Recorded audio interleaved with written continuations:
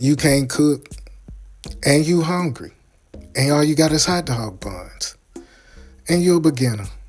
Well, now I'm finna teach you how to make garlic cheese bread with using them hot dog buns.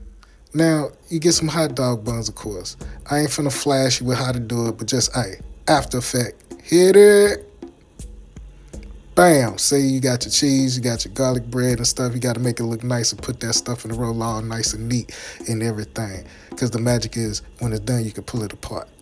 So you see that? Take a look. Take a look. See how that's done? Make sure you put it exactly just like that because you don't know what you're doing.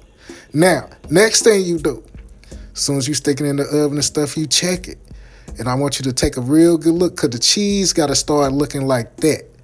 Don't be having it. When it's looking like that, it's almost there. It's almost there. So look at how I got that cheese going. See, look at that. See, it's looking cheesy, ain't it? It's looking cheesy. See, look. Now, normally, you'll put a little bit more cheese, but I'm just showing y'all just the basic way. Nothing fancy. Nothing fancy. You don't know what you're doing no way. So still, it's beautiful. Look at that. See how it's lined up? See how it's look all toasted and everything?